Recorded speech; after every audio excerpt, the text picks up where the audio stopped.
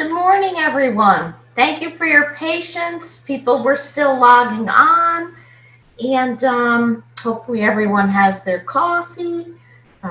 We have a very exciting morning planned. This is our 20th Beat the Odds, the 21st Beat the Odds program for To Life, and I welcome you and thank you for joining us. We have a good program planned.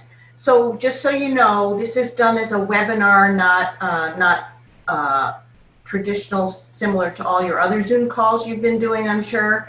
So everybody's going to be on mute and you won't have video, so we won't see you. Anyway, great program for today. As you saw from the flyers and the registration information, our focus today is triple negative breast cancer. It's the main subject. You're going to hear Dr. Lee. And when you do hear Dr. Lee, I hope it does for you what it did for me when I saw her slides. It gives great hope. Hope for the present in terms of treatments and hope for future treatments. What's being studied now and what's new. And you're going to hear a lot about clinical trials, which you may have learned a lot about in your travels as a breast cancer survivor or someone involved in the field. But you're hearing a lot more about clinical trials now because of COVID and the discussions surrounding vaccine trials. So people are paying more attention to this. And you know, one of the great things, there's nothing good about a pandemic, but one of the great things that we can take away is that people are very interested in science now. So I'm grateful for that because supporting scientific research is critical. And it means a lot to the future of everyone on this call as a human on this planet, but also as cancer patients and cancer survivors. So we have with clinical trials to test the safety and of course the efficacy of anything that we want to give people. So you'll learn a lot about that. And I'm excited. So our agenda today is about 2 hours, and our first speaker will be a lovely woman named Erin, and you'll hear a brief story from her. She's a local to Life, a To Life participant. Then you're going to hear from Dr. Lee, who's a medical oncologist with the National Institute of Health. And in between Dr. Lee's presentations, you're going to hear from Nicole, who's a breast cancer patient and involved in a clinical trial with Dr. Lee. There is an opportunity, even though we won't see you, for questions and answers. Some of you are already typing questions in, which is, you know, are we getting started? And the answer is yes, obviously we are. So you're welcome to send in your questions in the box at any time. One of the things I will ask of you, please refrain from asking personal medical questions. Dr. Lee is not in a position to review your medical file and give you personal medical advice, but certainly anything you hear that she says that sparks a question, a general question, feel free to ask. And then, of course, if it's something that's more personal, take the information back to your healthcare providers and have that conversation as to if there's something that you're hearing that you wonder, is it right for you? And also there'll be information at the end if you think you might be interested in and might be eligible for a clinical trial. There'll be information at the end so you can learn more about that. And then questions for our two survivors that are on video today, Erin and Nicole, can be addressed separately. But you can send those in and we'll get those questions to them if you have some. Today's program would not be possible without financial support. We are a not-for-profit organization, To Life is. For those of you who saw the flyer and registered and don't know that much about us, please take a look at our website. It's tolife.org, just TOLIFE.org. We are very grateful to our three sponsors for today, the Seroptimists International of Saratoga County, for Exact Sciences, Oncotype DX, and New York Hematology. So thank you to them for their support. And again, go check out our website and feel free to hit the donate button yourself. We won't object. This program is free of charge, and actually all of our programs and services are free of charge. So feel free to participate with us in anything else that you wish to. I want to give a shout out, first of all, behind the scenes to our Vice President. I didn't even introduce myself. I guess I should have. I'm Mara Ginsberg. I'm the founder of 2Life and the president of 2Life. I'm a breast cancer survivor. I'm going on 25 years from my first mastectomy, so yay. I'm still here to talk about it. And my treatments were aggressive at the time, and they're passé now, which is a good thing. I'm still here to talk about it, but there's new things now, which is so exciting to me. So I want to give a shout out. Rita Cox is behind the scenes, pulling all the strings, making our Zoom work today. Eileen Halberd is our executive director. Melanie McCulley, some of you on this call know, she's our support services program manager. Chris Breton is our assistant director, and they're all here in the background today, and Eileen you'll see in a few minutes. Again, our topic for today is triple negative breast cancer and accessing clinical trials. So I'd like to flip it over now to Erin, who's going to speak to you.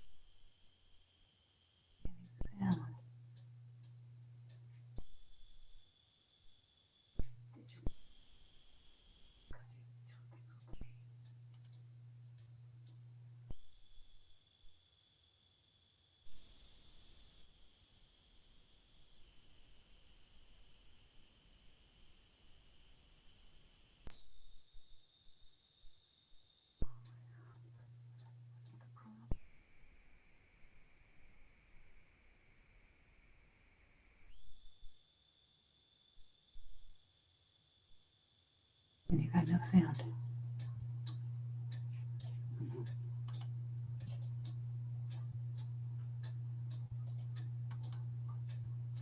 Oh no.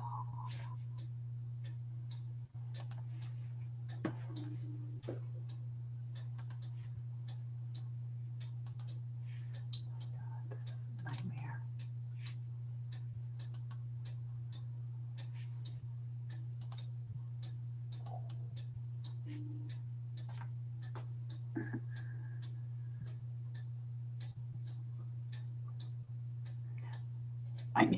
I need to put my sound back on.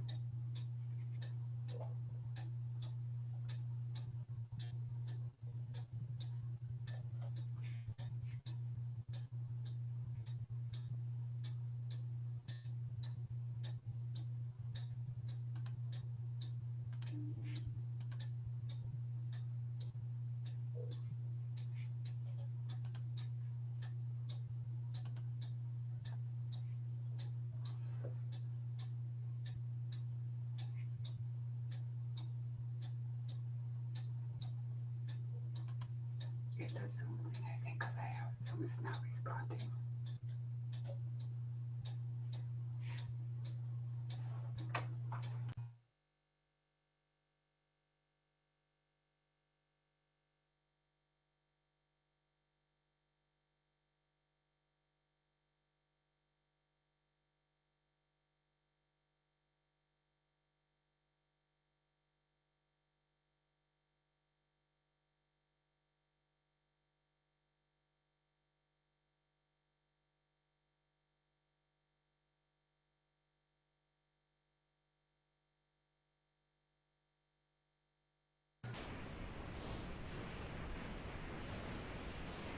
Well, sorry, little technical difficulty with the sound on the video from Erin. If we can get it up and running, we'll do that a little later. We also have another video. They're short, but they were really good to see. So, but we're going to keep going so we can keep the program moving forward. I want to first let everybody know, before I introduce Dr. Lee, that this is our second annual Memorial Cynthia Shanker lecture. a very dear friend of ours, a dear friend and longtime supporter of To Life, and a board member of To Life, passed away. And we were able to name a lecture in her memory. And her husband, Jim Campbell, is on the call today. So a shout out to him and a thank you to him and to his beautiful daughters who we keep in our hearts and our minds. Cindy cared deeply about all women's issues, and what could be more basic than women's health and wellness. So with that, I want to introduce our second annual Memorial Cynthia Shanker Lecture. And Dr. Lee, some of you may not know about this, but I am proud to say that she is a Lasker Scholar. She was designated as such in 2016, which is a hugely prestigious award, and we're very pleased to have her here. She's the perfect fit for us today. She's conducting clinical trial and translational research in the clinical activity and biomarkers in new immune-based DNA combination therapies, actually for ovarian cancer. She focuses on cancers that share similar molecular abnormalities, including BRCA mutation-associated breast and ovarian cancer, and high-grade epithelial ovarian cancer, and of course triple-negative breast cancer, which we're going to speak more about today.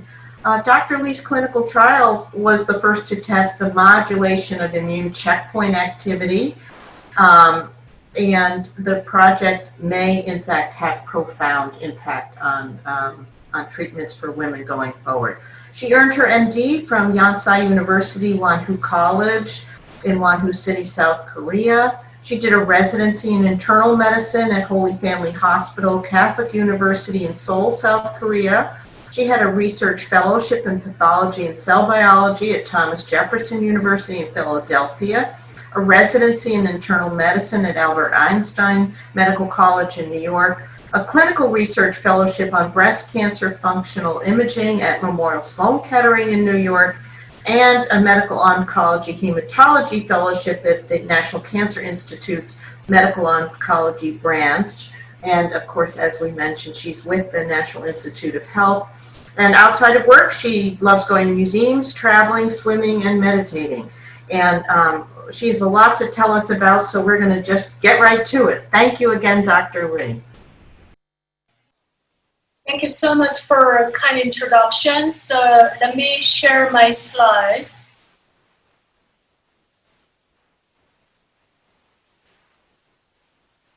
Okay, can everyone see my slide?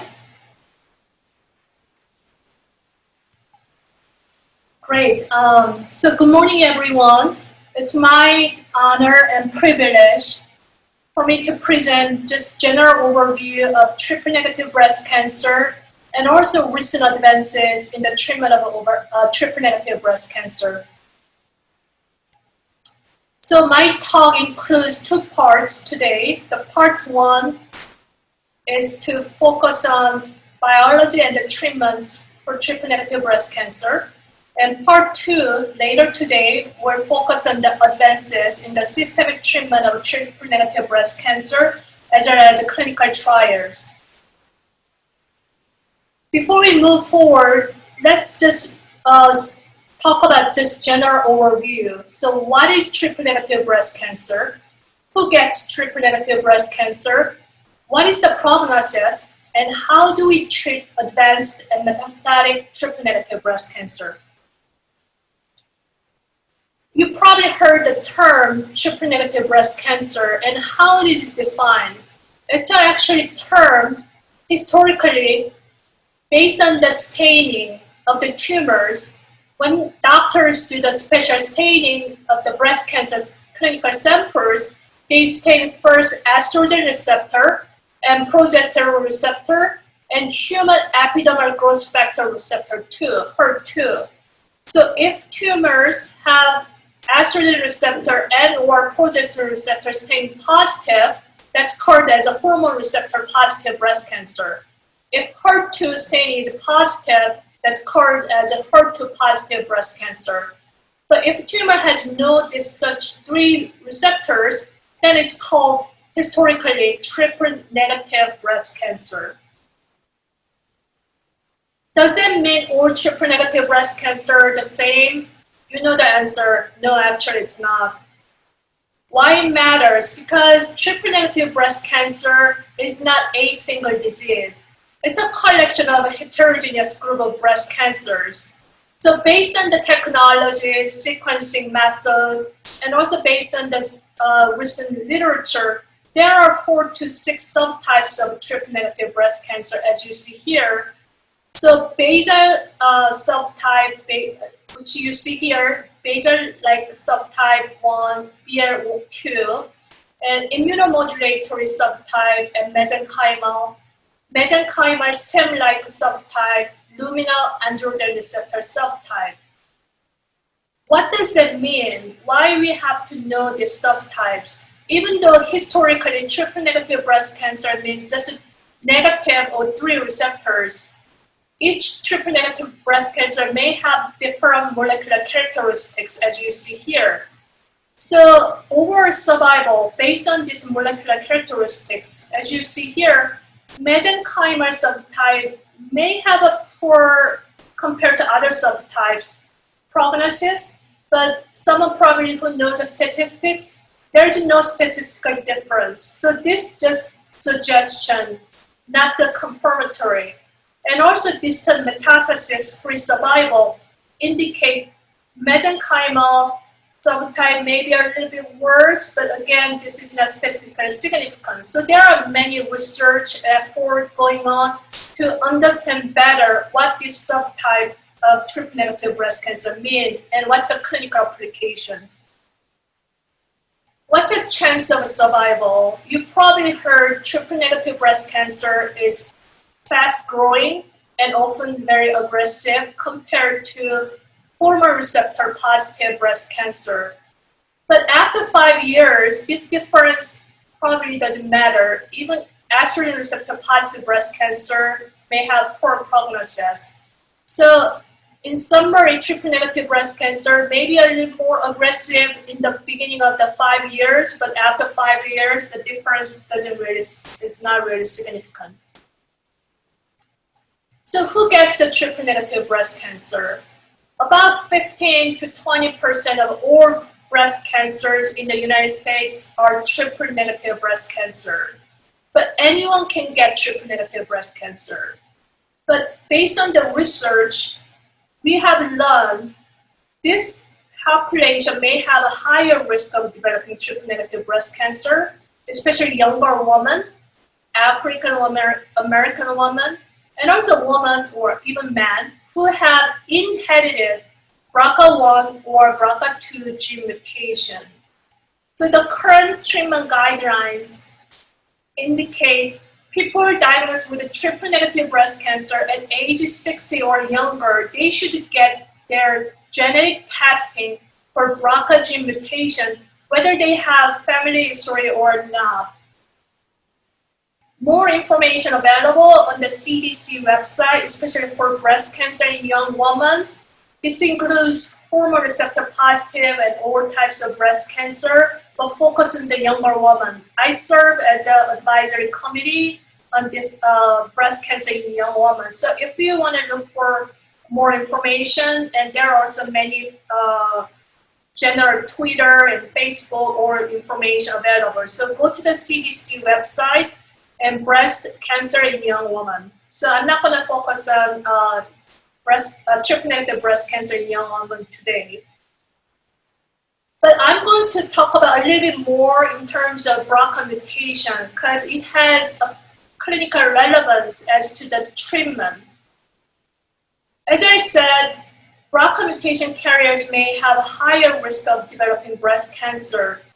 But from the breast cancer and ovarian cancer perspective, most breast and ovarian cancer is not hereditary, which means majority of breast and ovarian cancer are sporadic, has nothing to do with genetic mutation. but about 5 to 10% in breast cancer or 10 to 15% in ovarian cancer. That has something to do with the genetic mutation, which is, in other words, it's called hereditary breast and ovarian cancer. There are genes related to genetic mutations. Probably most well-known genes are BRCA1. I'm sorry about the presentation. So there are genes, especially BRCA1 and BRCA2, which is known as hereditary breast and ovarian cancer syndrome. These are the genes probably most well-known. BRCA1 gene increased the lifetime risk of developing breast cancer up to 80%, and BRCA2 with a lifetime risk of developing breast cancer up to 60%. But there are also other genes such as P53, P10, CHEK1, ATM, PALB2. Even though they increase the risk of breast cancer relatively high, these gene mutations are very, very rare. You probably have heard or have not heard, so no worries, because Lee-Fraumeni syndrome or Cowden syndrome, these are extremely rare, also often have very significant clinical manifestations, early onset. So let's talk about BRCA1 and BRCA2 today. So how common a BRCA1 or BRCA2 mutation in general? So no worries, the good news is it's extremely rare. In over general population, probably less than 1% of general population have BRCA1 or BRCA2 mutation, which is the same for Caucasian, Asian, Latino, and African American population. So it's relatively rare gene.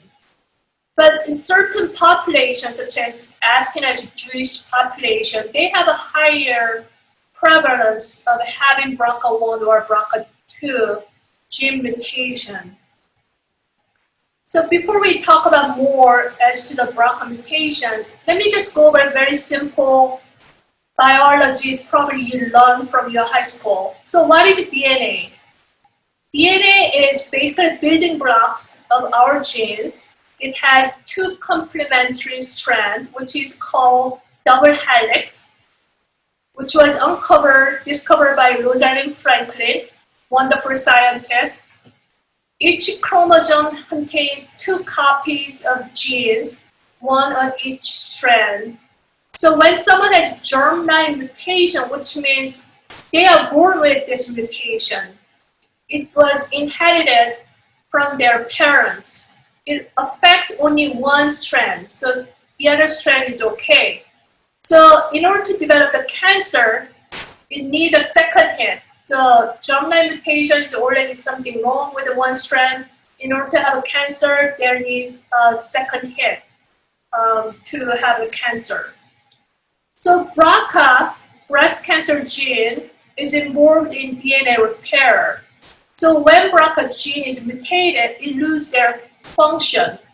So normal DNA repair process is impaired. So if someone has a cancer while they have BRCA mutation, their tumors have more sensitivity response to DNA damaging agents such as cisplatin or carboplatin or pegylated liposomal doxorubicin, that kind of chemotherapies.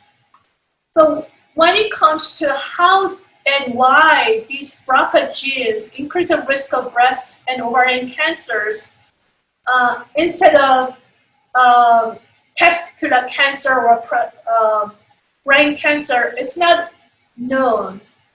But by having risk-reducing self-injectomy or mastectomy, we can avoid that kind of risk in most cases. So let's go over a little bit more. If someone has a BRCA1 gene mutation, as I said, they have very high risk, up to 80 or 85% of developing breast cancer during their lifetime, not only when they were young, but during lifetime. Also, there is a risk of a second primary breast cancer, as well as ovarian cancer risk.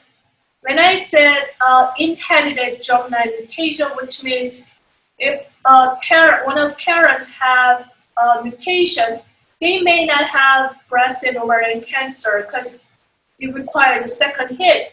But the gene pass down to their son and probably have no cancer, or but if passed down to their children, they may develop breast cancer at very young age, or even from the ovarian cancer. So having BRCA mutation doesn't necessarily mean you have a cancer, but have increased the risk. So if someone had triple-negative breast cancer, your doctors probably have done mutation testing, especially these days. So when mutation testing was done using tumor samples, usually it's a genetic mutation, which means the patient didn't inherit the gene mutation from their parents. It just has 2 hits in their tumors. So it's not inheritable. So no worries about your children. But if the mutation occurred in the eggs or sperms, it's inheritable because cancer family syndromes. Usually testing can be done through the blood samples. If someone has a germline BRCA mutations, I'm sure your doctor will talk to you about the germline mutation, as well as discussing with your children or your siblings or your family, because the risk is different. How different? Let me just show some graph. So this is for the population who have germline BRCA mutation, but before they develop the cancers. I just want to show what's the timing and which cancer develops the first. So as you see here, BRCA1 mutation carrier, which is shown as a green color here, and BRCA2 mutation carriers, which is shown as an orange color. And starting late 20s and early 30s, they start to have breast cancer, which increase the risk over time until they become late 70s or 80s. And also BRCA1 mutation carriers tend to have a little bit earlier in terms of developing breast cancer compared to BRCA2 mutation carriers. Probably at the time of age 35, breast cancer risk increase significantly greater than 15% already here. When it comes to ovarian cancer, because BRCA1 or 2 mutation increase the risk of both breast and ovarian cancer. Ovarian cancer risk increase a little bit later time. As you see here, it starts to pick up starting late 30s or age 40. Again, BRCA1 mutation carriers tend to have a little bit earlier onset of ovarian cancer compared to BRCA2 mutation carriers. So if someone has germline BRCA mutations, before they develop any types of cancers, we strongly encourage to do clinical breast exam every 6 to 12 months starting at age 25, and probably late 20s, get that once a year breast MRI, and starting at age 30 until they become age 75, alternating mammogram and breast MRI. So mammogram once a year, breast MRI once a year, so which means every 6 months it's better to have some screening imaging for breast cancer. Then how we can prevent the risk of breast cancer? Should I take the breast completely? So yes, there are some benefits of removing the breast in order to avoid the risk of developing breast cancer. But there are risk versus benefits. So it's a case by case. And also with a screening tool using mammogram and breast MRI, it's not necessary to remove the breast. So it's a very detailed approach. So you should talk to your physician about the risk if you know someone who had germline BRCA mutation as the prophylactic mastectomy. When it comes to ovarian cancer, we recommend starting at age 35 and 40, just considering risk-reducing preventive surgery before they develop ovarian cancer. Because there is really no good screening method, unfortunately, at this time, even though there are some benefit of using transvaginal ultrasound and CA-125. So in most cases, we recommend prophylactic preventive surgery of taking out 2 ovaries, especially when after they pass childbearing age, or after they think, oh, I'm done with having kids, considering prophylactic ovarectomies. BRCA1 mutation carriers, as I showed, their development of ovarian cancer is earlier than BRCA2 mutation carriers, so this is a suggested time. But again, this should be discussed with their physicians. So let's switch the gear in terms of treatment options with triple-negative breast cancer. I want to stress out each patient is different and treatment should be tailored accordingly. And so discussion and counseling with your own physician is really important. There are 2 general approaches for breast cancer therapy. One is for local therapy when tumor size is small, which includes lumpectomy, which basically means taking the small portion of the breast cancer out of the breast tissues with the lymph nodes, dissections, and radiation. If someone chooses to take out the whole breast, based on the risk versus benefit, it can be an option as well. And systemic therapy includes chemotherapy and PARP inhibitor, immunotherapy, and antibody drug conjugate, which I'll cover more details. So for the rest of my talk, I'm going to focus on the metastatic advanced triple-negative breast cancer as well as recurrent triple-negative breast cancer rather than local therapy. So this includes a chemotherapy and recently approved PARP inhibitors, immunotherapies, and antibody drug conjugates. So this slide summarizes commonly used chemotherapy regimens for patients with metastatic or advanced triple-negative breast cancers. Some of you probably have received before 1 or 2 or even more chemotherapies from this list. So paclitaxel, eribulin, vinorelbine, those are very commonly used chemotherapies. And some people probably receive the carboplatin or cisplatin, and also Gemzar, Doxil, Taxotere. These are very commonly used chemotherapy regimens. Then how we make choices. It appears order of chemotherapy does not influence, doesn't seem to influence survival. So whether you use Taliban first before Doxil, it doesn't matter. So order doesn't seem to matter. But the chemotherapy choice should be based on the prior treatment histories, because we don't want to repeat the same chemotherapy which stops working. And also based on the side effects profile. If someone doesn't want to lose their hair, carboplatin shouldn't be used, or if someone has a very severe neuropathy, you have to be careful whether using paclitaxel or docetaxel, and Doxil can cause hand-foot syndrome. Also, some people have other health problems such as diabetes or heart problem, liver disease.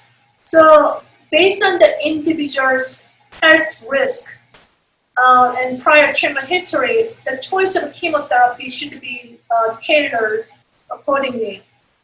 And also, if someone has a disease only as a bone metastasis, very small volume of disease, single agent chemotherapy should be fine. But if someone has lots of disease in the liver or lungs, they may need a more rapid response. In that case, double chemotherapy combining one and another is an option as well. And also, if someone has a BRCA mutations, PARP inhibitors should be discussed. So as a reminder, BRCA proteins are involved in the repair of DNA damage repair process. So every day, our DNAs are damaged and also repaired. So BRCA proteins and genes are very, very important in repairing those damages. But BRCA mutation carriers have already one hit in one copy, so they have relatively impaired DNA damage repair function. If cancer develops in BRCA mutation carriers, they already have one lost copy inherited and one abnormal copy of BRCA because of a second hit in the cancer cells. So these cancer cells are more vulnerable and susceptible to DNA damaging agents such as a PARP inhibitors.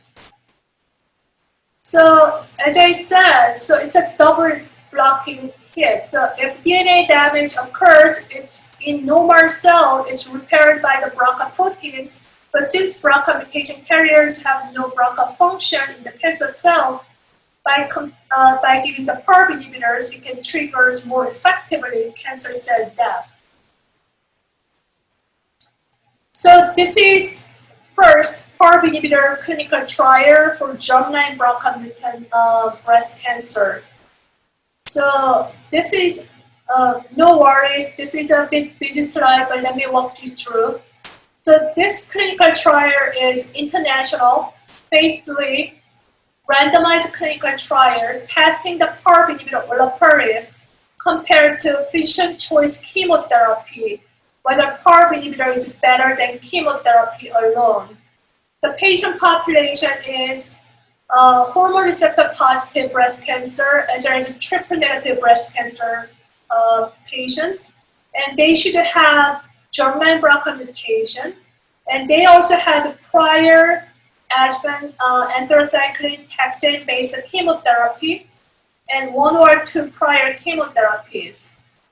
And some people probably in this trial had carboplatin or cisplatin, so they also added some details about this. So patient received PARP inhibitor olaparib 300 milligram tablet. This is oral drug, so you take every day, twice a day, until disease progression, or getting the IV chemotherapy or capecitabine. The primary endpoint is how long this treatment can prolong the survival until disease progression. And there are secondary endpoints here, listed here. So here is the data. This graph is known as a Kaplan-Meier curve, showing the progression-free survival. As you see here, the green color shows the olaparib group who took the olaparib PARP inhibitor, and orange shows the patient who took the chemotherapy as their treatment. Green graph shows, the color shows there is a higher chance to have no disease progression when patient took the PARP inhibitor compared to chemotherapy. And median progression-free survival was 7 months versus about 4 months, with almost 40% decrease in the risk of progression of their triple-negative breast cancer.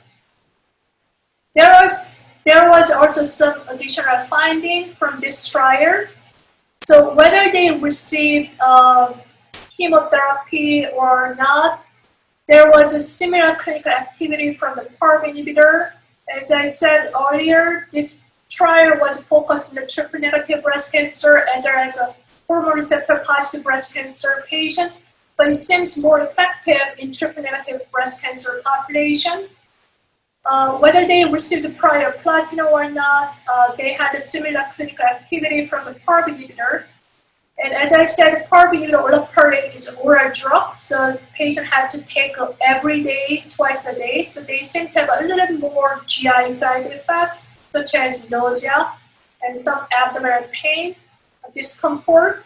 And chemotherapy, as you know, which decreases the bone marrow function, so they tend to have more risk of low white blood cell counts.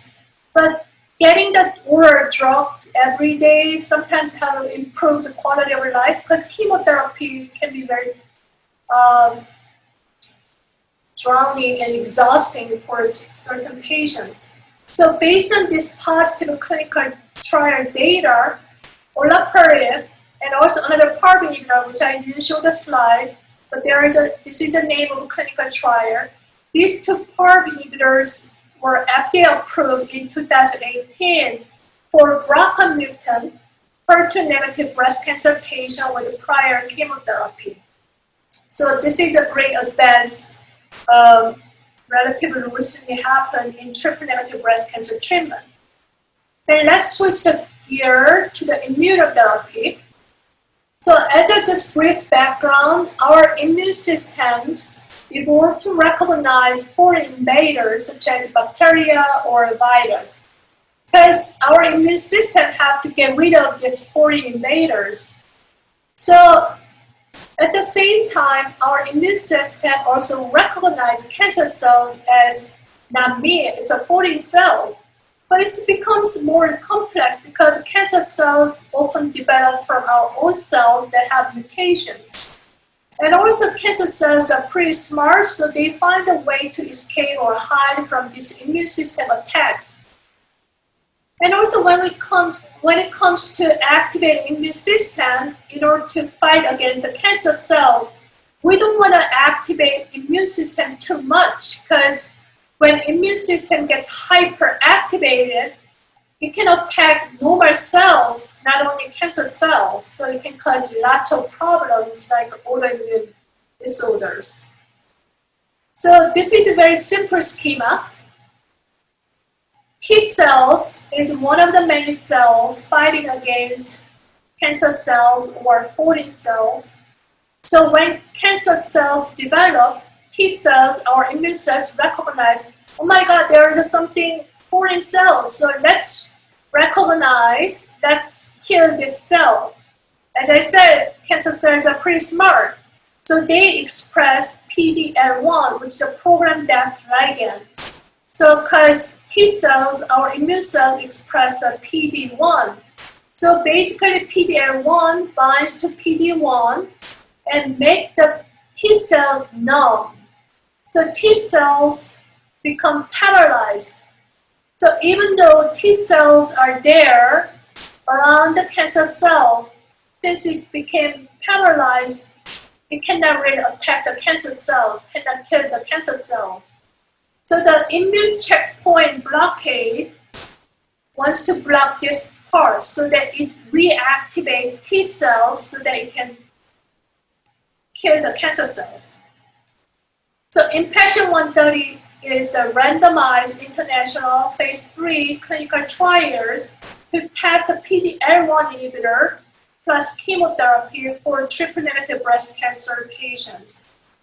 So the patient population in this trial is metastatic or advanced triple-negative breast cancer, but no prior therapy in the advanced setting.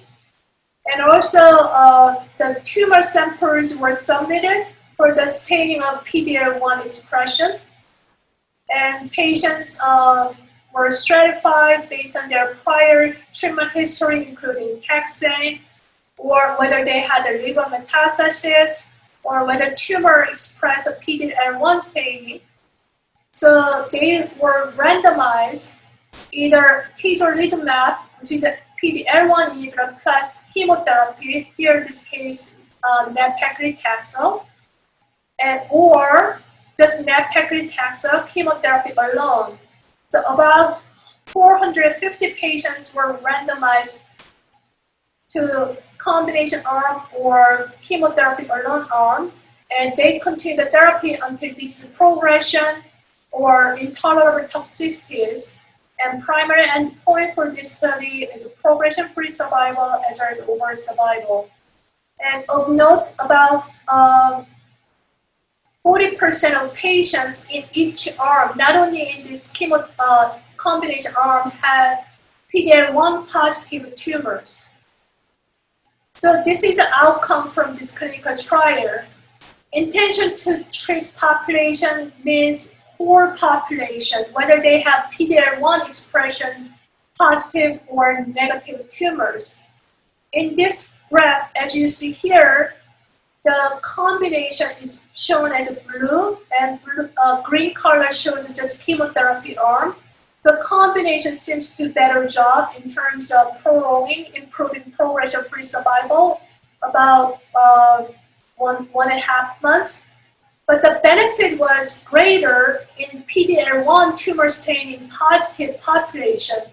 As you see here, the combination treatment is significantly better compared to chemotherapy alone arm, and the hazard ratio means about 40% risk reducing in developing progression. And this is overall survival by PD-L1 staining positivity. As shown here, the combination shown as blue, and the chemotherapy alone shown as green, and the line, the dotted line, which is a PD-L1 negative. So if tumor express PD-L1 positive staining, the combination is significantly better compared to PD-L1 negative tumors. So based on this data, FDA approved the atezolizumab and nab-paclitaxel chemotherapy combination for the PD-L1 positive triple-negative breast cancer last year. This is a significant advance and exciting momentum in the triple-negative breast cancer field. So in summary for my part 1 talk, triple-negative breast cancer is a heterogeneous disease group, probably with a more aggressive feature in the first 5 years. BRCA mutation testing is strongly encouraged, especially if the tumor, if someone has breast cancer earlier than 60-year-old. But as I said, most people with triple-negative breast cancer do not carry a hereditary BRCA mutations. When it comes to treatment for advanced metastatic triple-negative breast cancer, single-agent chemotherapy is generally recommended. If someone has lots of disease in the liver or lungs, doublet chemotherapy can be applied, but there is no survival benefit by using 2. But instead, it may increase the toxicities. And if someone has BRCA1 and 2 mutations, please discuss with your oncologist in terms of using a PARP inhibitor monotherapy based on the OlympiAD and BRCA clinical trial data. And also, if tumor staining is positive for PD-L1 expression, then atezolizumab and paclitaxel should be considered. And thank you for your attention.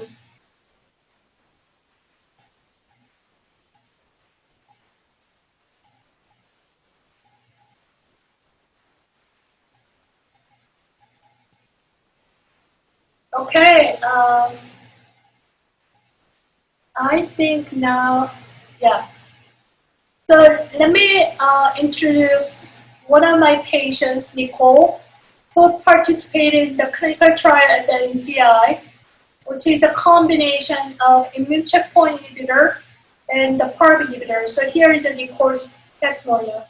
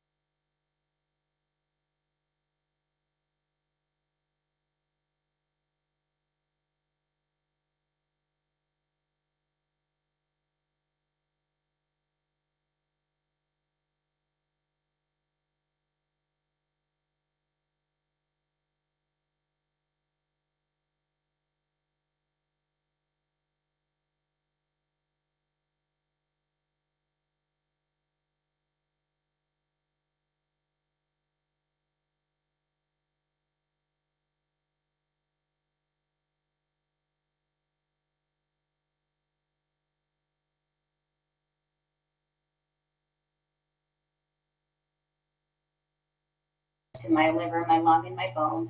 I had been going every 3 months to get labs and a checkup with my oncologist and the gynecology, oncology, and everyone that I needed to follow. So everyone was pretty shocked because they treated my cancer pretty aggressively, and yet it came back and it had spread everywhere, and no one had a clue.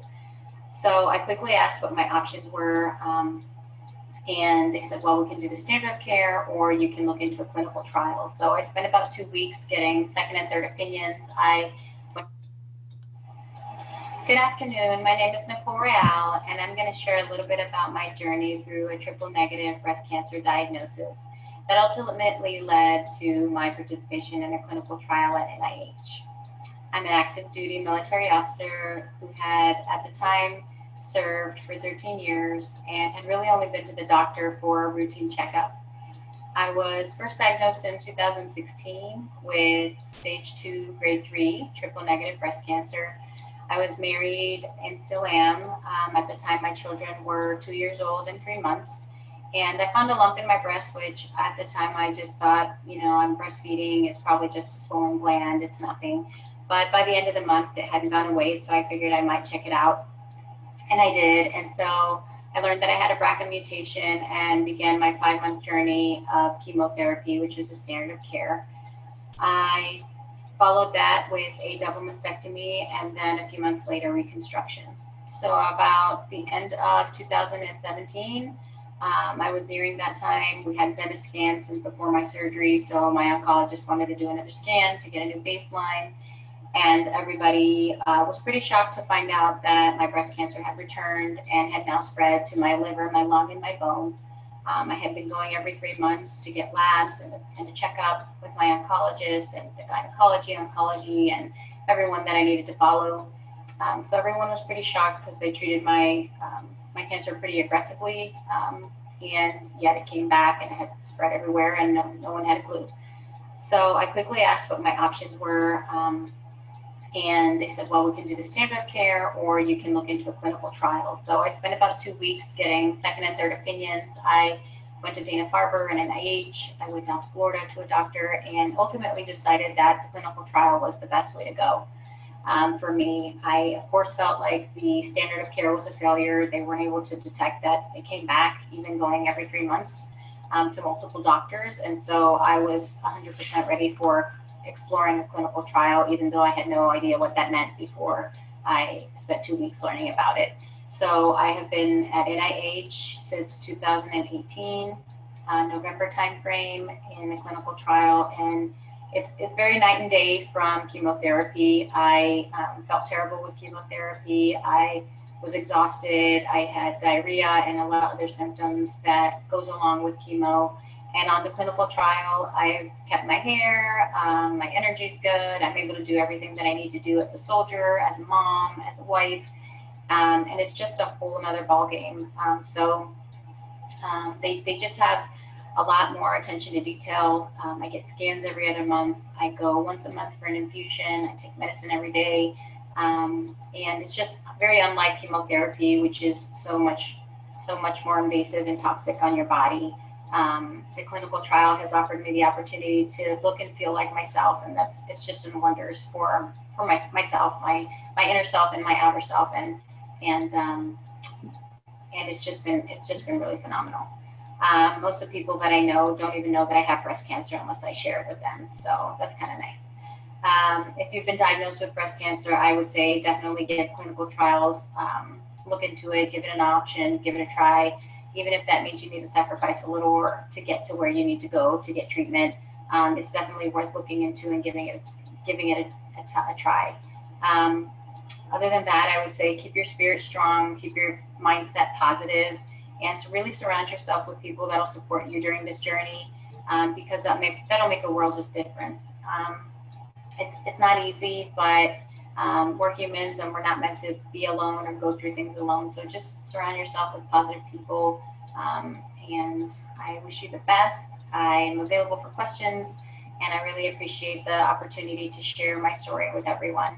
And I'm available if anybody needs to chat or talk afterwards. So thank you so much.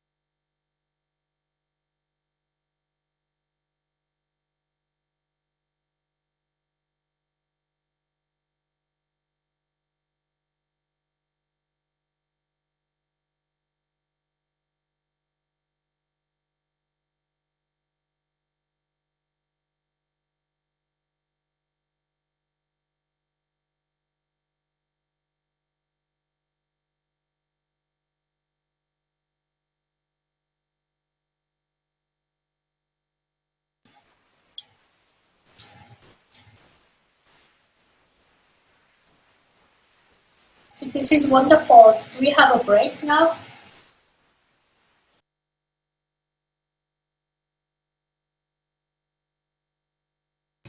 Hi all, we're actually not going to take a break because we're running a little behind, but we want to move on to Dr. Lee's second talk, and we still want to have time for some Q&A coming up right after Dr. Lee's talk. So, Dr. Lee, are you okay, ready to go? Yeah, sure. So let me share my screen. Give me a second.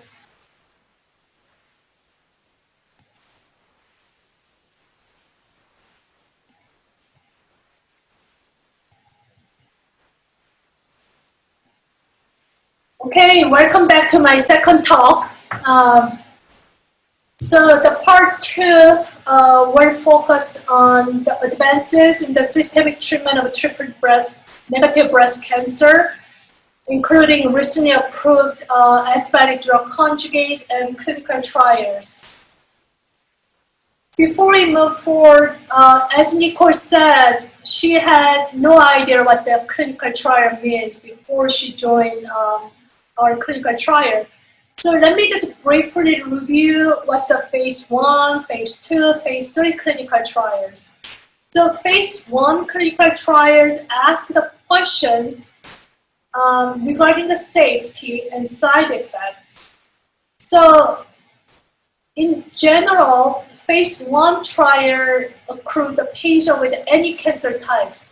It's not specifically for breast or ovarian or lung cancer, it's just all comers. So because each cancer subtype has a different biology and different susceptibility to that drug, generally clinical benefit is not the primary endpoint. So the purpose of phase 1 clinical trials is a safety evaluation. Then phase 2 clinical trial is more focused on the homogeneous population of patients. So once we confirm drug is safe and tolerable to be given to the patient, then we focus on more homogeneous population like a breast or ovary or lung cancer. So use the same dose. Because a phase 1 clinical trial, we test a different dose, sometimes different schedule. So some people may get the lower dose compared to the people ignore the later time point. So even earlier clinical trials of PARP inhibitor, they received 100 milligram, and later they received, different people received 200 milligram. So dose and schedule may vary, but in the phase 2 clinical trial, we use predefined and consistent dose and schedule, which was, we got the data from the phase 1 trial. So in the phase 2 clinical trial, we want to look for some clinical activity. When I say activity, it's not efficacy, because activity is more small population. But depending on the clinical trial, it can be randomized compared to placebo, so it can be just single arm, so everyone gets a treatment. So depending on the study, the design can be variable, but it's more numbers compared to phase 1, and also the same dose, consistent schedule, and looking into the primary efficacy, which is called activity in this population. Then now phase 3 clinical trials, which I showed in the earlier slides, in general, which is asking the question whether it can change the clinical practice. Many phase 3 clinical trials were intended to have FDA registration.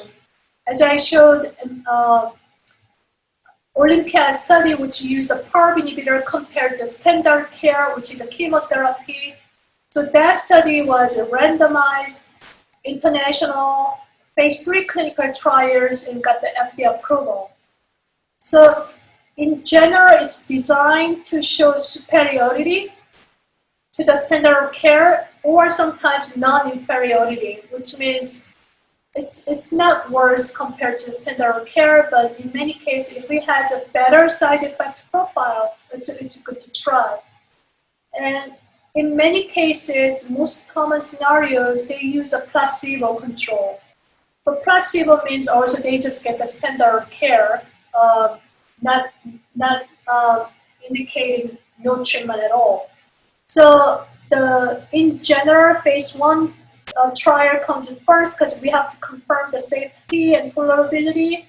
And with the dose and schedule found from the phase 1, it moves to phase 2, which tests a more homogeneous population to see the early clinical activity. If there is a promising signal from the phase 2, then move to phase 3 for the FDA registration. So progress has been made in the systemic treatment of triple-negative breast cancer. Until early 2010, it was chemotherapy, chemotherapy, chemotherapy. Of course, there are many other chemotherapy options, which is significant and also very impressive. But until recently, it's more chemo, chemo, chemo. And as I said, in 2018, PARP inhibitor has been approved in the triple-negative breast cancer as a first targeted therapy. And last year, immunotherapy in combination with the chemotherapy approved. And this year, spring, antibody-drug conjugate has been approved. So we have made significant progress in the systemic treatment of triple-negative breast cancer, which is very exciting momentum. So let me just go over what does that mean. So antibody-drug conjugates. As I said, cancer cells express antigen. And our human body recognizes that's something wrong. So when antigen is expressed, antibody tries to bind. So there's an antigen binding site on the antibody. So sometimes this antigen is very abundant in tumors, but very minimal in the normal tissues. So some normal tissues still express that similar tumor antigen, but it's more abundant in tumors. And antibody binds to antigen, as you learned from your high school biology. So scientists wanted to take advantage of this concept. So what if we bind some very toxic molecule, that antibody, with a stable linker, then this antibody can bind tumor antigen. So instead of treating non-specifically, because it can cause lots of side effects, if we can treat the tumor cells specifically, that sounds way better than just treat kind of in a blind way. So, which is called the payload, but you don't have to remember all these terms. It's basically a simple concept. Let's combine very toxic molecule to the antibody so that you recognize and binds to tumor antigens. So using that concept, the cancer cell express TROP2, which is one of tumor-specific antigen. So here is the antibody, looking like a drone, which would combine with a payload, which here is a drug. So antibody binds the TROP2 antigen. It's internalized in the cancer cells. In this cancer cell, it releases the tumor, the toxic molecule to kill the cell. So basically, it creates dead cancer cells more effectively. So sacituzumab govitecan, no worries, you don't have to pronounce this name, but basically this is a drug FDA approved. That's the antibody drug conjugate targeting this TROP2, which is a pan-epithelial cancer antigen. So this TROP2 is seen all types of, which is shown as a kind of brown staining here. So TROP2 is seen all types of breast cancer, but more in triple-negative breast cancer as well as Illumina-A type of breast cancer. It doesn't seem this TROP2 is associated with age or menopause or stage. So the toxic payload, which is a toxic metabolite, in this case is an SN38. This is active metabolite of irinotecan, which is one of well-known conventional chemotherapy. So antibody with a linker, they combine this SN38 to the antibody, so it binds to TROP2 to be internalized. So this is early phase 1 and 2 clinical trial. As I said, phase 1 study tests safety and also define the dose. And phase 2 is more homogeneous population and to see the early clinical activity.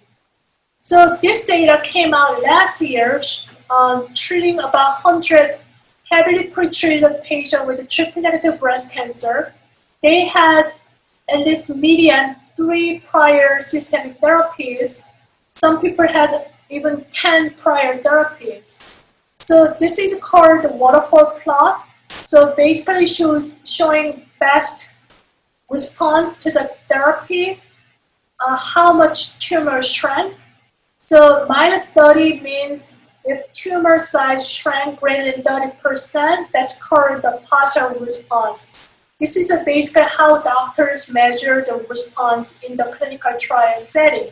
So as you see in this setting, heavily treated triple-negative breast cancer setting, having such a response is very impressive.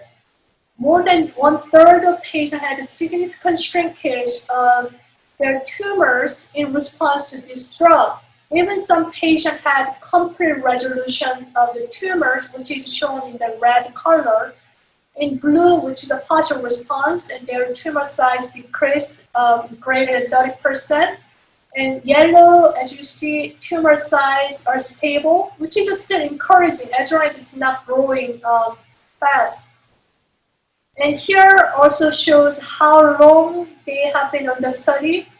It's very impressive. Few patients, this portion of the patient, they had a response greater than 1 year. Again, this is a very heavily pretreated population, and many people, probably more than half of people, had greater than 6 months of benefit on the study, which is still very impressive given this population.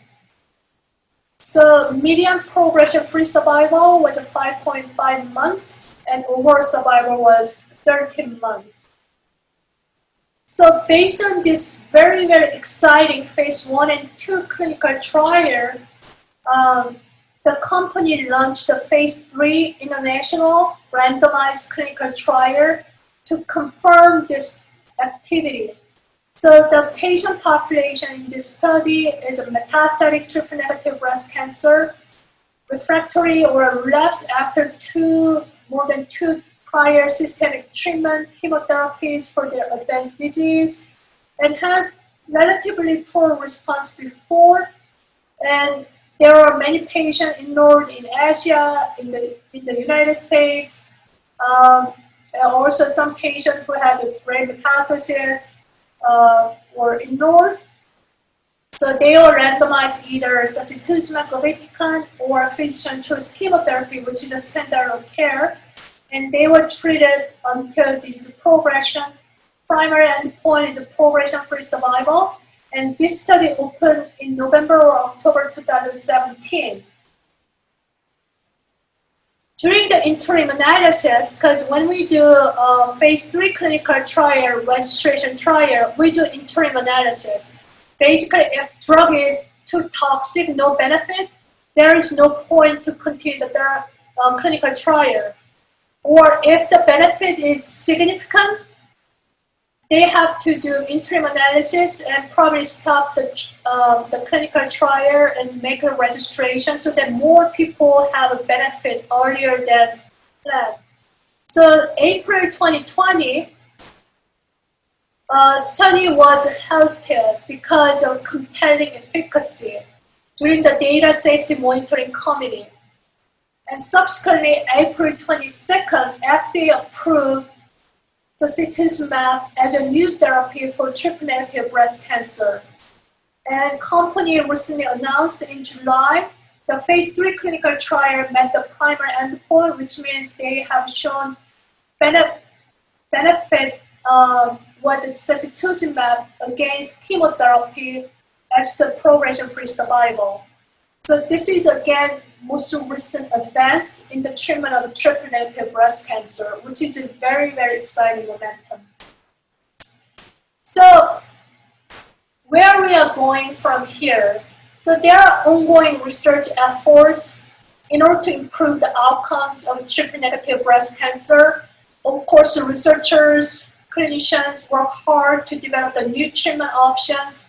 Whether we combine the treatment, there are many clinical trials have been done or ongoing and planned using the PARP inhibitor or chemotherapy or immunotherapy, antibody-drug conjugate as a combination therapies.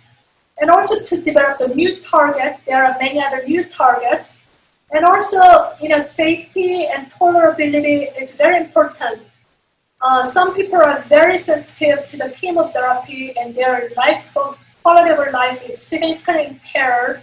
So our goal is also to develop less toxic but more effective therapy to improve the quality of life. At the same time, in the laboratory, there are many scientists working hard to better understand the biology. So as I showed in my first presentation, there are subtypes of triple-negative breast cancer based on the molecular characteristics. But we still have lack of tailored therapy based on the molecular characteristics. Like if tumor express more mesenchymal subtype signature, there is really no specific tailored therapy. If tumor express androgen receptor, we don't use androgen receptor targeted therapy because the tumor expression and molecular characteristics are different and also very much context dependent. So there are lots of research ongoing at this time. So let me briefly introduce some clinical trials. So combination treatment approach has been the mainstay of clinical trials. So one of the ways to improve the PARP inhibitor is to augment immunotherapy and immunomodulations. So as I said, immune checkpoint inhibitor block this part so that T cells, immune cells, better fight against the cancer cells and can kill the cancer cells. But how we can activate more T cells, not necessarily augmenting their activation too much. So it has been well known, DNA damage increases the tumor mutational burden. So if cancer cells express tumor mutational burden, it may recruit more immune cells to recognize them. Also, there are many preclinical and some evidence in the clinical report. PARP inhibitor increase interferon gamma signatures and also increase the expression of PD-L1 and lots of immunomodulatory effects by the PARP inhibitor. So by combining PARP inhibitor and the PD-L1 or PD-1 inhibitor, it has been hypothesized 2 drugs may work better rather than 1 drug. So this is my clinical trial which I opened in 2015. This is the first in-human combination of PARP inhibitor and anti-PD-L1. So in this study, I used the PARP inhibitor olaparib and anti-PD-L1 durvalumab. As I said, phase 1 study is to test the safety and tolerability. So this is all comers, but it's focused on the breast and ovarian cancer patients. And it's very small number because phase 1 tend to have a smaller number because of safety evaluation and then using the different dosing schedule. This is one of my patients, CT scan, who has ovarian cancer. So she was enrolled in 2015. So here is her tumor before treatment. Her tumor is almost gone. She's still in the study 5+ years. Of course, this is the best scenario. I'm not saying everyone gets such a great response, but it's very encouraging as a clinical trialist to see such good response in my patients. So she's doing very well. This is not Nicole scan, by the way. This is another patient. So there is another study combining PD-1 inhibitor pembrolizumab and niraparib, another PARP inhibitor, in advanced and metastatic triple-negative breast cancer. So this is a phase 1 and 2 clinical trial. So in this study, this is a multi-center phase 2 study. My study is still accruing the patient for the phase 2 part triple-negative breast cancer cohort. But let's look at their data. So they found in this triple-negative breast cancer population, 47 patients were ignored. They have seen already durable clinical activity, and almost half of patients have disease control, which includes partial response and stable disease. As you see here, this is waterfall plot, which shows a best response in tumor shrinkage. And as you see here, many patients had either complete response, disappearance of their tumor, or significant shrinkage of their tumors. And what is intriguing is this response was seen not only in the BRCA mutant triple-negative breast cancer, but also non-BRCA mutant triple-negative breast cancer. Because as you heard, the PARP inhibitors are FDA approved for BRCA mutant triple-negative breast cancer. But by combining with the immune checkpoint inhibitor, this combination has broader applicability in the triple-negative breast cancer beyond the BRCA mutation. So another combination using the immunotherapy, which is a bigger study. So this is a phase 3 clinical trial. As you see, the number is enrolled almost 900 patients. But this is a pembrolizumab plus chemotherapy. As you heard, atezolizumab and chemotherapy was approved last year in more advanced settings. So this is basically a similar concept, combining immune checkpoint inhibitor chemotherapy, but in the first line metastatic. So different immune checkpoint inhibitors, slightly different setting, but two drugs compared to just one drug, which is a chemotherapy here. And they also checked the PD-L1 expression. No brain metastasis was allowed. The patients were ignored 2-to-1 randomization, about almost 600 patients here, 300 patients here, and they were treated until disease progression. And they also look at whether tumors express PD-L1 positivity or negativity. Here are stratification factors. And this data were presented at the ASCO meeting this year. So here is the data. So progression-free survival, as you see here, intention to treat means all population, all comers, whether their tumors express PD-L1 or not. So there is some suggestion the combination may work better, but it's not statistically significant. But when it comes to the tumors expressing the PD-L1, the benefit was greater, especially if someone has more significantly expressed. So basically these two parts, the tumors stay positive for PD-L1 expression. But when we say PD-L1 expression, this is a slightly expressed or greatly expressed. But as long as it's expressed, the benefit is greater. Of course, if it is greater expression, better response. So currently, this study data is under review by FDA. We haven't heard any update yet, but I anticipate there may be some update in terms of pembrolizumab plus chemotherapy, so stay tuned. So also at the ASCO meeting this year in June, there was a really nice presentation by Dr. Hamilton, basically summarizing recent advances using the immunotherapy in the clinical trial setting. So neoadjuvant means giving the chemotherapy or treatment before surgery. So this is the clinical trial's name, whether you combine with an immune checkpoint inhibitor or chemotherapy, then then just immune checkpoint inhibitor. which one is better. So in this study, there was some positive results were reported.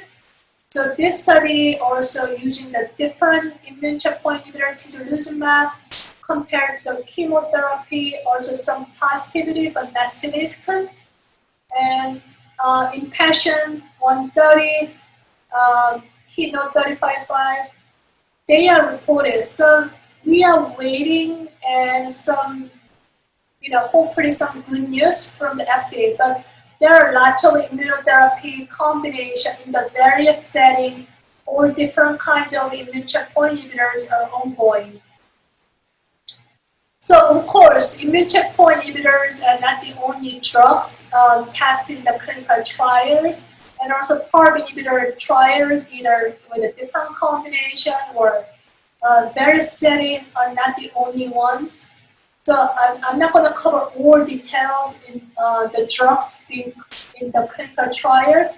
So this slide basically summarizes some targets as to antibody drug conjugate in trials for breast cancer. As I said, sacituzumab, which is the same, immune 132, targets TROP2, which is a tumor antigen. So these are the drugs named targeting each different antigen, tumor antigens. And so they have been under clinical investigations. So there are many clinical trials ongoing at this time. Different antibody drug conjugate combination, either with chemotherapy or with PARP inhibitor or immunotherapy. Also, again, in the various settings. My talk is more focused on the advanced and metastasis setting. I'm not going to cover too much about adjuvant or neoadjuvant. This is a more upfront line setting. And also whether patient has brain metastasis or not. So there are many clinical trials currently under way to ask specific questions for the various settings. And PARP inhibitors, antibody drug conjugate immunotherapies are the main advances, but there are also other targets and drugs in the treatment of triple-negative breast cancer under investigations, which includes an AKT1, PTEN, PIK3CA, which is a kind of cancer survivor signal, and also targeting androgen receptor, another DNA repairs, regulators, cell cycle regulators, oncogene or other regulators. So there are many other targets currently ongoing, which I have no time and probably not so much expertise to cover all. So in summary,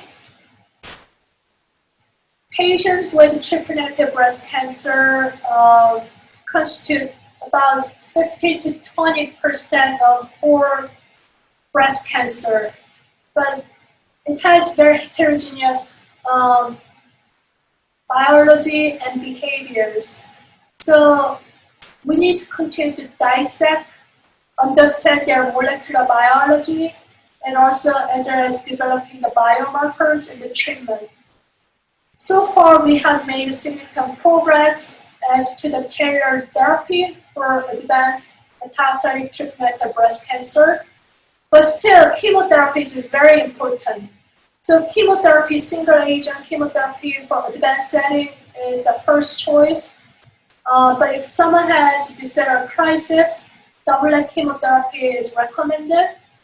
And make sure whether you have, especially in the young age, check your BRCA mutation status, even though most breast cancer is not hereditary, just because there is a carrier therapy such as PARP inhibitors.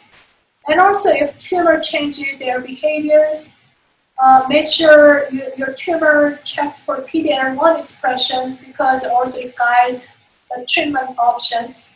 And sacituzumab in advanced setting is not FDA approved. There are many options for the clinical trials. So one of the examples, of course, there are many other institutions, great institutions in many different areas, New York and other states. So talk to your doctor about the clinical trial options. It may be not available in your state or in your county, in your city, but sometimes it's worth it to travel. For example, there are a couple of trials. Here is just an example. I do have PARP inhibitor olaparib and immune checkpoint inhibitor development for triple-negative breast cancer cohort at the NCI in Bethesda, Maryland. And also there's immunotherapy trial with targeted therapy combination for advanced stage breast cancer, which has triple-negative breast cancer arm. It also has also Ohio State University. Travel sometimes not easy, especially during the COVID-19. So, I mean, before I strongly encourage you to travel, but these days travel has been hampered, as you know. But you can still have consult. For travel, for the clinical trials at the NCI in Bethesda, travel once patient is enrolled is covered by our tax dollars. So flight tickets and small stipend is covered by our tax dollars. And also drugs, tests, inpatient care in Bethesda are covered at no cost. So if we are interested in the clinical trial options at the NCI in Bethesda, here is the contact information. Cynthia Boyle is our referral research nurse. I listed only our branch trial, but there are other NCI different branch which has different clinical trials, including triple-negative breast cancer arms. So Cynthia Boyle should be the contact for in general clinical trial options at the NCI. So thank you so much for your attention. And now let me just stop sharing the slide.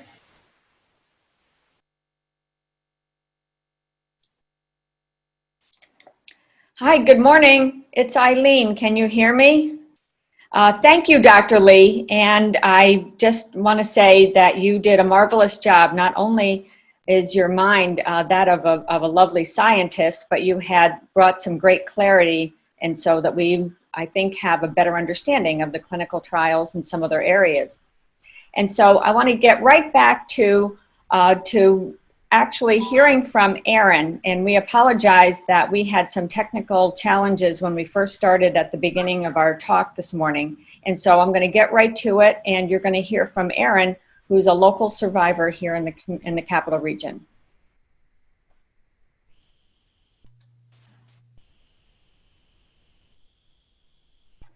My name is Erin Sievers, and today I'm going to be speaking with you a little bit about my experience in participating in a clinical trial at Dana-Farber Cancer Institute. I was first diagnosed with stage 3 triple-negative breast cancer in April of 2016. I was 32 years old, I had no family history, no genetic mutations, and 3 small children. Obviously, the diagnosis came as a tremendous shock to me and my family. Right away, I felt like it was really important for me to get a second opinion at a major cancer center. As soon as I had read about how aggressive triple negative was, I really wanted to make sure that we were on the right treatment path, that we were doing everything that we were supposed to be doing.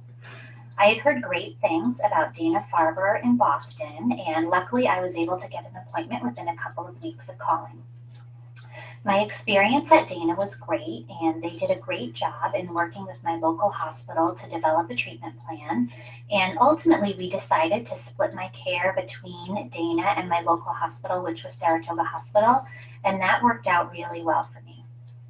Fast forwarding a little bit, I completed neoadjuvant chemo, and during my surgery, we found out that I unfortunately did not have a complete response to chemotherapy. So this meant that I was at a higher risk of recurrence, a higher risk of metastasis, and my doctors recommended that I undergo radiation as well as 6 months of Xeloda.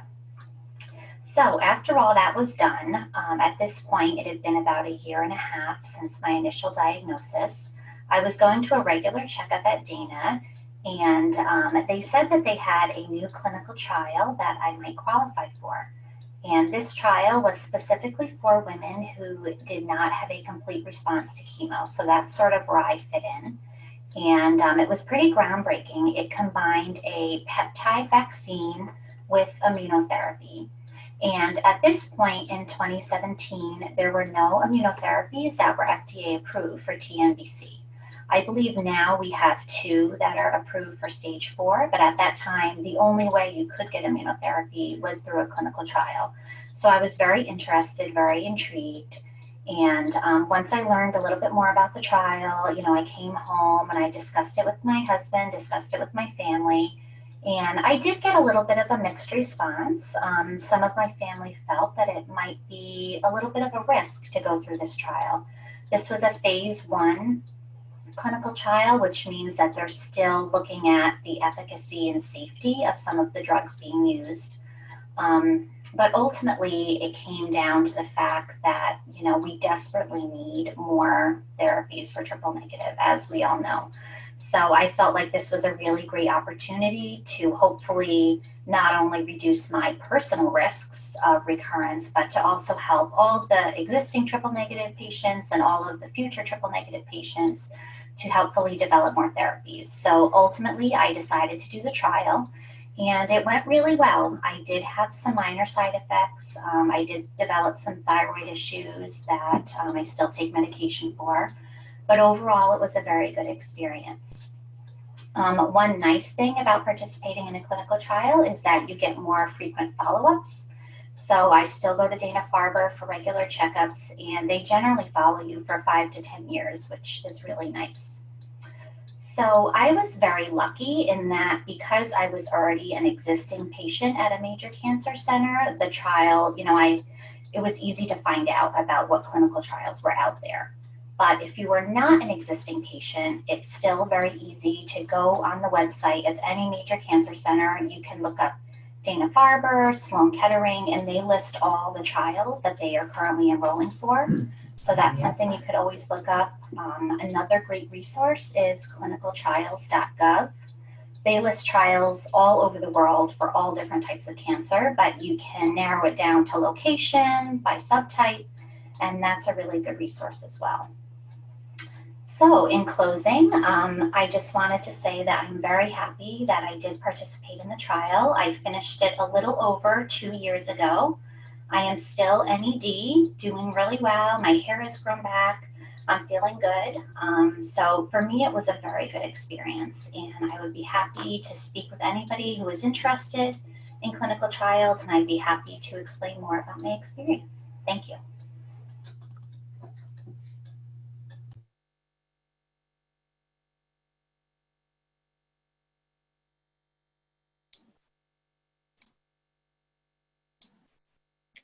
Hello, can you hear me?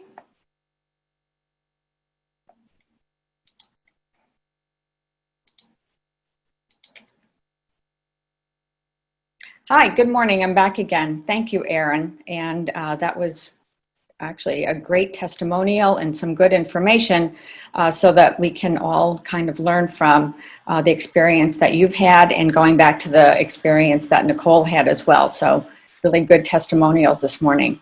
And so actually, as our time is moving right along, I want to get right to some questions that have come in. And so Dr. Lee, if you can hear me, and I know you're still on mute and you'll come off mute, let's get right down to it. So first question in, what are the adjuvant treatment options if you are androgen positive after ACT, surgery, radiation, and Xeloda?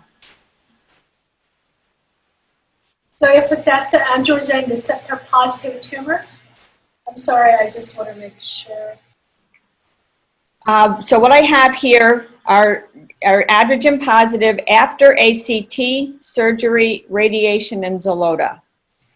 So if someone has triple negative breast cancer, as I showed earlier slide, the subtype has expression of androgen receptor positivity. But unfortunately at this time, the systemic treatment is the same. There is no maintenance after adjuvant treatment. So if the question is, I received adjuvant systemic chemotherapy, now kind of cancer-free, but I heard androgen receptor positive. Do I need androgen suppression, like a prostate cancer?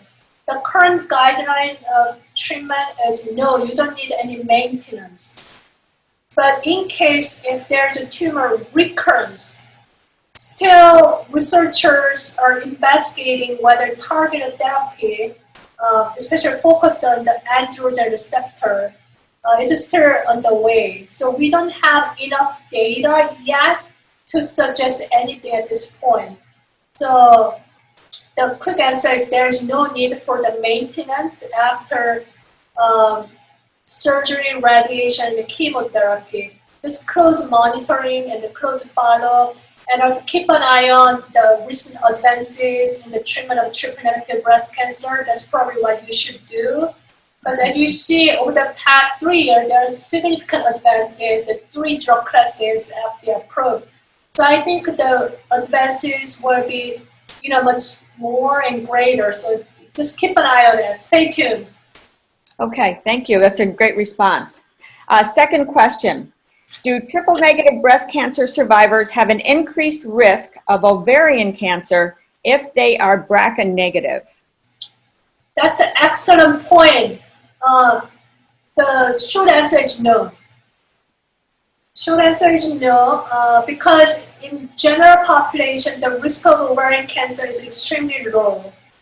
And there is no need for screening for ovarian cancer. There is no screening method for ovarian cancer in general population. But if someone has a BRCA mutation, if they have cancer-free for their triple-negative breast cancer, we suggest having prophylactic oophorectomy because there is a higher chance of developing ovarian cancer anytime, probably starting age 35 and 40. But if someone has no BRCA mutation, there's no point to worry about it. I mean, of course, there is no zero. It's just a risk for general population, but there is no screening needed, no prophylactic surgeries needed. Okay, I'll bet it's not often that you get to say, and I have a short answer for someone. So there we go. All right, next question. Have there been studies with chemosensitivity and chemo choices? And so I don't know in what context for chemosensitivity, but do you have a thought there?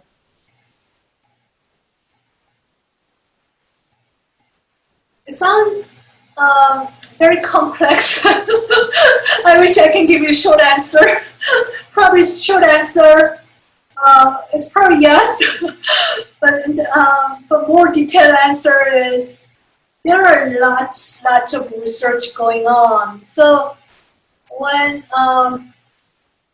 it was meant to ask chemosensitivity, I assume that includes biomarkers, targeted therapies, and also drug delivery and efflux for all kind of complex things. So, I mean, of course, my talks were very short. I covered more standard care and the ongoing, so I didn't cover all details. But there are many researches going on, probably most in early stage, in the laboratory as well as a phase 1 or phase 2. But as you know, many trials don't make to the phase 3. So most trials kind of fail to move in the phase 1 or phase 2 stage. So I have a second part to that question, and I know that this comes from a person who's a professional dietitian. So have you had any experience with your patients in terms of diet and in terms of their modifying their risk and recovery? That's an excellent point. We have smart people in our audience. Yeah, I'm very impressed. I wish I can answer. I wish I have a crystal ball or a genie sitting next to me. I still get help from my dietitian and nutritionist at the NIH. So I'm not the expert sharing my thoughts, but let me share just my 2 cents. Diet, nutrition is very important because especially getting the chemotherapy through standard care, also getting the clinical trial treatment sometimes can be very exhausting. And albumin level is very important, representing patient in general health and nutrition status. So taking enough protein is very important.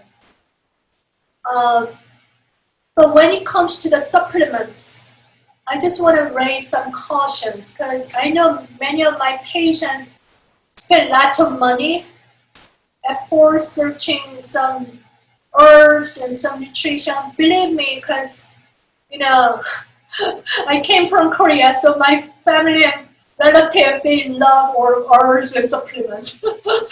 But just be careful, because there are probably limited understanding in terms of their structure, chemistry, and drug interactions.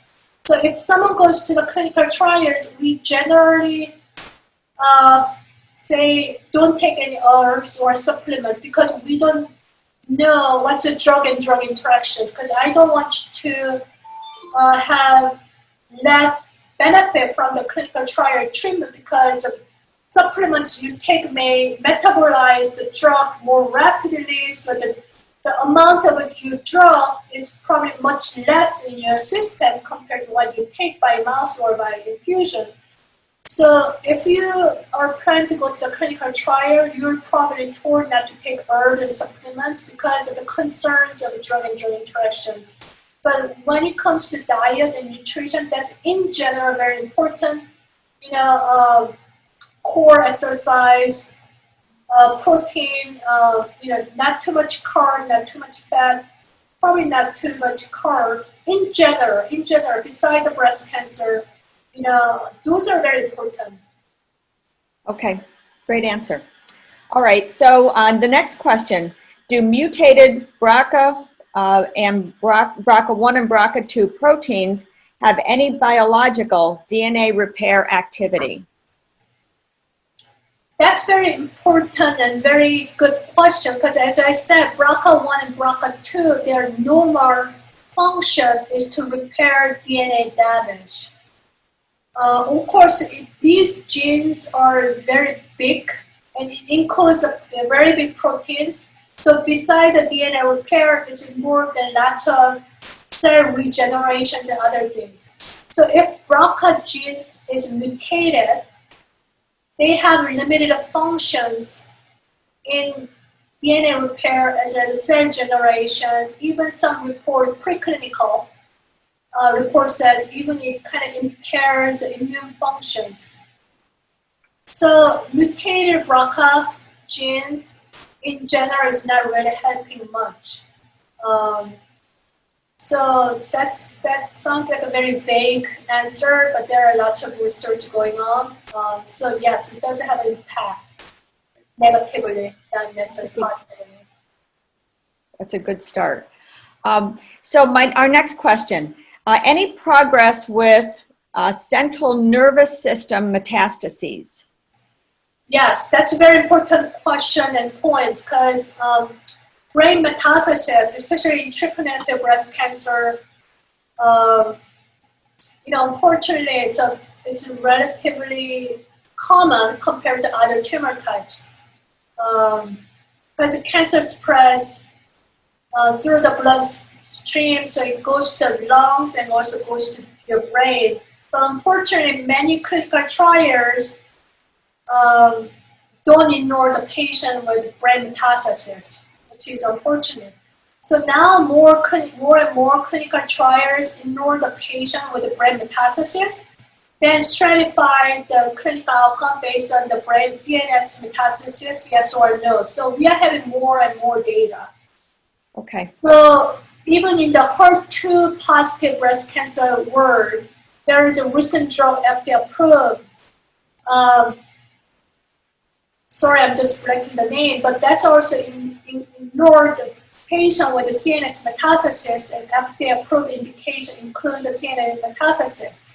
So hopefully in the TNBC world, we have more clinical trials ignoring the CNS metastasis. There is also clinical trials looking at whether temozolomide can prevent second CNS metastasis in women who have already CNS metastasis. There are some prevention clinical trials for CNS metastasis, not only for triple-negative breast cancer, but also other tumor types. So if you go to the ct.gov, clinicaltrials.gov, government, there are lists of clinical trials including CNS metastasis. But unfortunately, I have to give you a warning that website is not user-friendly, so bear in mind, be patient. But there is a website listing all clinical trials, so you can tailor the search, click the CNS mets on TNBC by those words. But the clinical trial, ct.gov, not Connecticut, but clinicaltrials.gov is the website doctors, patients go to search the clinical trials available in the United States. Well, you jumped ahead because that actually was a question that came through, is where to identify information on clinical trials. And if it's anything like the grants part of the government website, it is a little dense, but if people are patient, probably will get through it. Your next question comes from, so can you speak to the possibility of delivering combination therapy within nanoparticles for a specific delivery to a tumor? And I believe this does come from a physician. And are we close to that from a clinical trial standpoint? Yes, that's an excellent point. It's all about how we can deliver the drug more effectively. As I said, antibody drug conjugate is one way to deliver the drug because it's tagging the drug to the antibody so they can go to the cancer cells, specific cancer cells. So there are many other ways to deliver the drugs more effectively and stabilizing the cancer drugs by combining with nanoparticle or even albumin for better stabilization. So as you know, Abraxane, which is a nanoparticle albumin bound, which is already FDA approved chemotherapy. So there are already FDA approved chemotherapy drugs using this nanoparticle to stabilize the drugs to deliver more effectively to the cancer cell. There are also other clinical trials combining the new drugs, new targeted drugs with nanoparticle for better delivery. So there are many ongoing clinical trials as well as some already FDA approved. Thank you. All right, so now our next question. Wondering what the implications of your trial design that initially were motivated by BRCA mutations to potentially related germline mutations. In particular, this writer has read that CHEK2 mutations may make patients receptive to PARP inhibitors. So that's an excellent question. I'm so glad someone did a homework. So my studies, clinical trials, as well as research have begun with BRCA mutations because, as I said, hereditary breast or ovarian cancer is probably account 10 to 15% of overall ovarian breast cancer. So I wanted to start with BRCA mutation first because among the hereditary breast or ovarian cancer, BRCA mutation account for 70 to 80%. So those are the most common. In contrast, CHEK2 mutation or PALB2 mutations, ATM mutations are relatively rare, even among hereditary breast or ovarian cancer. But CHEK2, ATM, PALB2 all are involved in the DNA repair process. I showed very, very simple pictures, but DNA damage repair process is very complex. That's why I spent my lifetime researching DNA damage repair process, also targeted drugs. So I found some women without BRCA mutation, but having different mutation, have a great response to the PARP inhibitors or even CHEK1 and 2 inhibitors, which suggests by the conventional method, we may not be able to find those mutations. As research evolves, 10 years ago, 20 years ago, we didn't even have the PARP inhibitors. And BRCA1 gene was discovered in 1992, and BRCA2 was discovered in 1994. So over the past 20 years, we discovered the genes. We uncovered their function. Now we have target therapy. We now have FDA-approved drugs. This is a huge progress. So although we have limited information, limited response from the PERV2 or ATM check to mutated tumors, I'm very positive or hopeful over the next 1 or 2 decades, we'll have more tailored therapy given the success of PARP inhibitors. Thank you. That was, that was a great answer. Okay. I think we've got like one more question here, and I know we're getting on to 11 o'clock, so we want to be conscious of time. Do you have any treatment or trial suggestions for stage 4 triple-negative breast cancer with PD-L1 negative that doesn't seem to be responding well to a single chemotherapy treatment? And first of all, I'm so sorry if this question is coming from one of the patients, because it's very frustrating when someone's tumor doesn't respond to the chemotherapy. So I assume they check the BRCA mutation or patient is older than 60.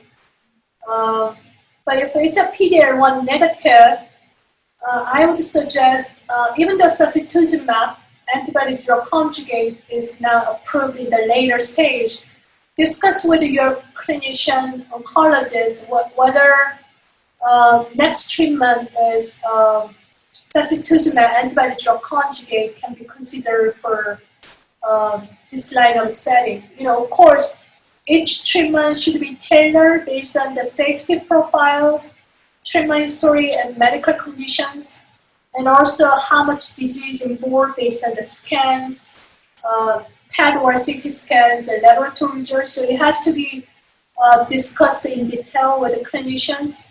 But talk to your doctor about the sacituzumab, or if you are younger than 60, even the PARP inhibitors, even clinical trial options.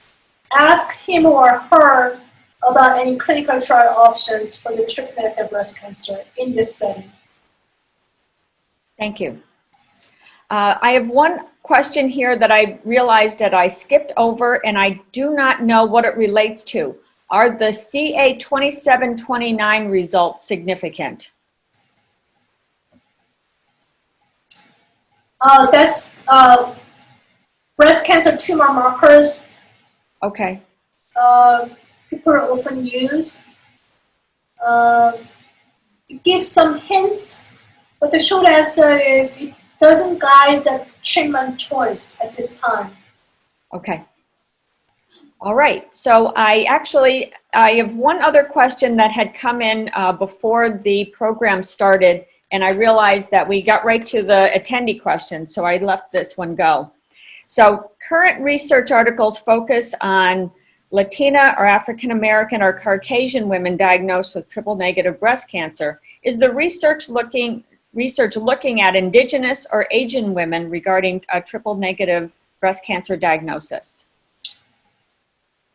That's the question I hear a lot. But for now, besides the BRCA gene mutation, which occurs regardless of your ethnicity, because even Asians, not only in the US or in Europe, but in Asians in South Korea, Japan, or the prevalence of BRCA mutation is about the same as Caucasians. So at the moment, it's not based on the ethnicity, it's probably based on more molecular characteristics. So let's say it's not based on your outside, it's based on your inside. So, and also many clinical trials, especially randomized phase 3 clinical trials or international clinical trials. Many patients enrolled are Asians coming from Japan and South Korea. So even though you are Asian, living in the United States, you have enough data coming from those populations. So you shouldn't be worried because you didn't hear much about Indigenous and Asian population clinical trials in the US, because many clinical trials are actively reporting their outcomes from all different countries in Asia and Europe. So it's now very international, global. and researchers working really hard to collect the data and outcome. Okay. Well, that ends our Q&A for today's presentation. So we now, I think, have come to the wrap-up time. And so, Dr. Lee, I cannot thank you enough for taking time out of what is clearly a very busy both clinical, patient, and activity schedule to be with us this morning. And Mara jumps on too. And so I think everyone has benefited in a great detail in terms of breaking down some of these very complex concepts. And so your slides, I'm sorry, you wanted to say something? Yes, again, it's my honor and privilege to share my 2 cents with you all. So hopefully everyone attended my lecture and found it beneficial and effective. Thank you so much. So even though we were kind of traveling across the miles to bring you in with us today, I felt like we had a very engaging both a question and answer period and then all of the various elements that we talked about. And so I want to say that that from here forward, because I know that there were a couple of questions related to clinical trials that people can take a look on the ct.gov website. There's also information that was in Dr. Lee's last slide that talked about how to access Dr. Lee's practice and the work that she's doing. We will reiterate that, and actually I'm going to ask Melanie to forward on that contact Cynthia, who is in her lab, if someone would like to get a hold of Dr. Lee following the presentation or at some other point. If people are interested in the slides that Dr. Lee covered today, Melanie will be communicating out later on how you'll be able to access those slides and information. The last piece that I'll comment to is for everyone who's been on the call, and we've had a big number today, I would like to invite you to participate in a survey, give us some feedback. This is the first education program that we have conducted via a webinar-based program. And so we'd certainly like to hear from you as what was a good part of it, what was a challenge.